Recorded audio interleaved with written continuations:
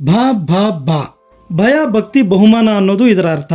ZEE5 ಅಲ್ಲಿ ಕನ್ನಡದಲ್ಲೂ ಕೂಡ ಸ್ಟ್ರೀಮಿಂಗ್ ಆಗ್ತಿರುವಂತ ಈ ಮೂವಿಯನ್ನ ನೋಡಿದ್ಮೇಲೆ ನನ್ನ ಒಪಿನಿಯನ್ನ ಹೇಳೋದಾದ್ರೆ ಒಂಚೂರು ಇಷ್ಟ ಆಗ್ಲಿಲ್ಲ ಅಂತ ಹೇಳ್ತೀನಿ.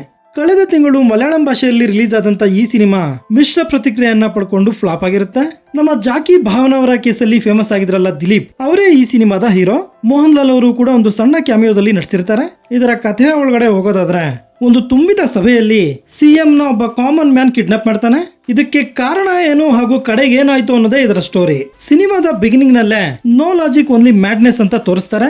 ನಿರ್ದೇಶಕರು ಅದೊಂದು ಕೆಲಸನ ಕರೆಕ್ಟ್ ಆಗಿ ಮಾಡಿದ್ದಾರೆ. ಲಿಟರಲಿ ಸಿನಿಮಾದಲ್ಲಿ ಲಾಜಿಕ್ ಇಲ್ಲ, ಕಥೆ ಹೆಂಗಂದ್ರೆ ಹಂಗ ಹೋಗ್ತಾ ಇರುತ್ತೆ. ಕ್ರಿಂಜ್ ಸೀನ್ಸ್ ಅಂತೂ ಸಿನಿಮಾದಲ್ಲಿ ತುಂಬಿ ತುಳುಕ್ತವೆ. ಮೊದಲ ಅರ್ಧ ಸ್ಪೂಫ್ ಕಾಮಿಡಿಯಿಂದ ಸಾಗಿದ್ರೆ second half completely action genre ಗೆ ಶಿಫ್ಟ್ ಆಗುತ್ತೆ. ಬೇಸಿಕಲಿ ಇದೊಂದು ಫ್ಯಾನ್ ಸರ್ವಿಸ್ ಮೂವಿ. ಸಿನಿಮಾದಲ್ಲಿ ದಿಲೀಪ್ ಅವರ ಸಾಕಷ್ಟು ಹಳೆಯ ಸಿನಿಮಾಗಳ ರೆಫರೆನ್ಸ್ ಇರ್ತವೆ.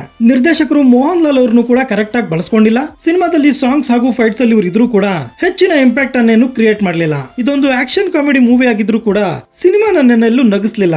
ಮೂವಿಗೆ ಚೆನ್ನಾಗಿ ಖರ್ಚು ಮಾಡಿದ್ದಾರೆ. ಸುಮಾರು 40 ಕೋಟಿ ಬಜೆಟ್ ಅಲ್ಲಿ ತಯಾರಾಗಿದೆ ಅಂತ ಈ ಸಿನಿಮಾ. BGM ಪರವಾಗಿಲ್ಲ.